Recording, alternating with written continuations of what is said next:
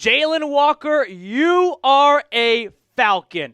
For the first time in NFL draft history, the Atlanta Falcons select a Georgia Bulldog in round 1, and I am a fan of this pick. I want to get you guys familiar with the player first, and then we'll talk more about his fit on the team and my thoughts and reaction to it. But initial reaction is big thumbs up to me. So let's talk about Walker and get you up to speed on him. 1, I don't think he is a traditional edge rusher. He was a linebacker in his 1 year as a starter at UGA.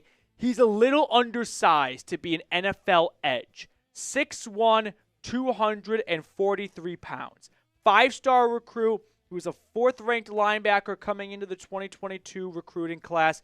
And I don't know how else to put this other than the guy's just a great football player. Let's not lose sight of what we're doing here. Building a football team. And Jalon Walker was one of the best players on Georgia last season. He played across that defense. He usually played as an off-ball linebacker, occasionally going to outside linebacker. He is not a defensive end. I'm going to caution anyone that thinks he is the next Micah Parsons to back off that a little bit as well. Parsons a little bit bigger coming out of Penn State than Walker.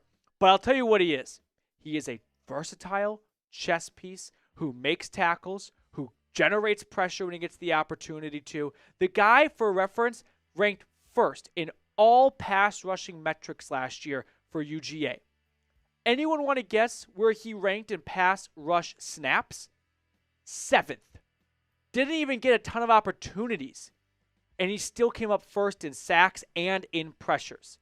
He's just got a knack for getting to the quarterback when his number is called. But the reason why I really like this pick is I know pass rusher was the biggest need for this team. And it's crazy that I'm even defending taking a player who's not a traditional defensive end or outside linebacker like a Mike Green, right? But right now I feel that Atlanta's defense is just in a spot where it needs good players, just needs talent. They're not a defensive end away.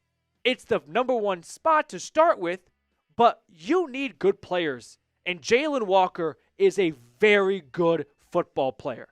He's smart. He's intelligent. He blew coordinators away at the combine, at the whiteboard. He is going to be a fan favorite. He's going to be a jersey seller. He is going to be the first step in getting this Atlanta defense back on track. I like this pick for Atlanta a lot. We'll talk more about him as a player in just a moment, but help us reach our next milestone in subscribers, 35,000. We're at 34,802. So if you haven't yet, do yourself a big favor. Scroll on down and click that sub button. As I was saying, last year in his 1 season as a starter, 6.5 sacks, 34 pressures. Kirby Smart, if you like him, I think he's a pretty half-decent coach, said, quote, "You're not going to find a higher quality kid in any organization. He is unbelievable in what he stands for and what he represents and how he works." So, doesn't seem like he falls in line with a couple other Georgia players behind the wheel. Yeah, I'm going to take a quick jab right there as a Tennessee fan. But overall, I like the pick a lot. Here's what Brugu had to say. Doesn't have elite size for edge work, but he is at his best using his long, sleek athleticism to explode downhill and close at the top of his rush. There is projection involved with his evaluation, but his pass rush upside and overall versatility make him one of the best talents in the class. Here's a comp for you right now. You just got Black Caden Ellis on steroids, but don't actually test him, please, NFL. He is going to, I think, play a hybrid of off-ball and inside linebacker, but when you play him at inside, man, you can design some fun blitz packages, right? You can just let him pin his ears back on 3rd and 12 and get an extra edge rusher out there, but on 1st and 10, he can stop the run, he can help out in coverage. He does not pop out in one specific area. That's a little bit of the risk here, right? You're not getting a guy who's got a true calling card. He's got 1 season of starting experience in college, which, listen, if he played at any other SEC school, he would have started 3 years. unlucky for him, and I wouldn't even say unlucky, he plays for Georgia, where they pump out NFL talent every single year. It's not the easiest to climb up the depth chart.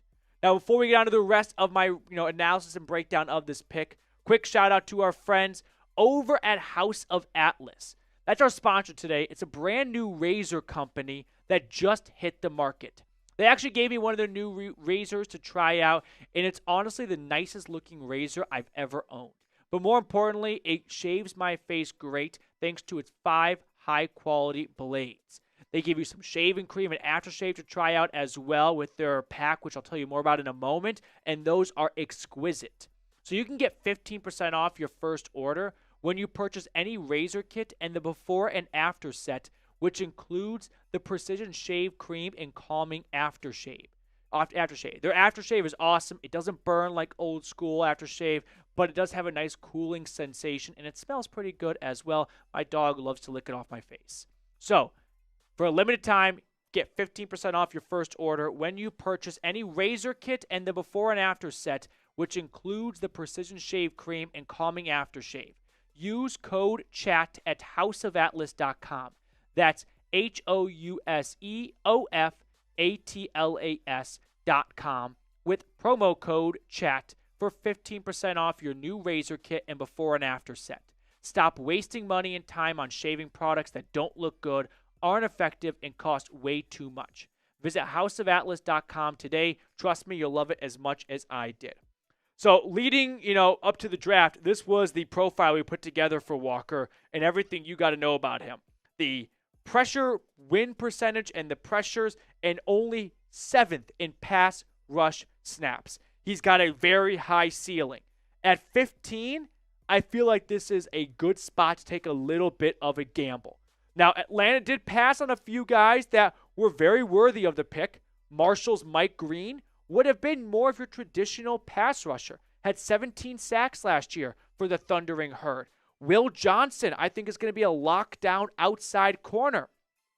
Who knows if Mike Green's character became too big of a red flag and Will Johnson's injuries became too big of a medical concern. Those are going to be things that we'll always kind of wonder when it came down to what Atlanta wanted to do at 15. But if you want one short, sweet takeaway from this, it's the Falcons got a great defensive player for a defense that needs good defensive players. I know this is not the final stop in addressing and fixing the pass rushing issue, but it is the first stop in improving the defense as a whole. So you can swap him in with Arnold Ebiketie on 3rd down, and you can put him at inside linebacker with Caden Ellis on 1st and 2nd down.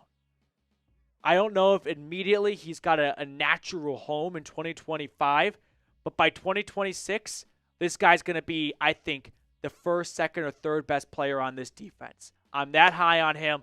And take it from someone who back in January was like, not an edge rusher, not interested, unless your name is Will Johnson. Then one layover on a weekend trip at a bachelor party, and I had like 3 hours at the airport, crushed a bunch of Jalon Walker tape, notes, scouting reports, got on the plane going, yeah, that's got to be the pick for Atlanta. Hopefully it does not end up in Carolina. So I love the pick. Give me your grade for it, A, B, C, D, or F. I'm giving it an A. Last year, Atlanta threw us a curveball with Michael Penix. This year, they go defense. There was some buzz about like a Matthew Golden. No, none of that nonsense. No. A pick for me. A grade for me. A draft pick grade for me. All right. We'll be back with more draft content. I'm just too excited right now. The words are coming out so quickly. And we're live on the channel, so come hang out with us for the rest of round 1 and all the other rounds of the NFL draft.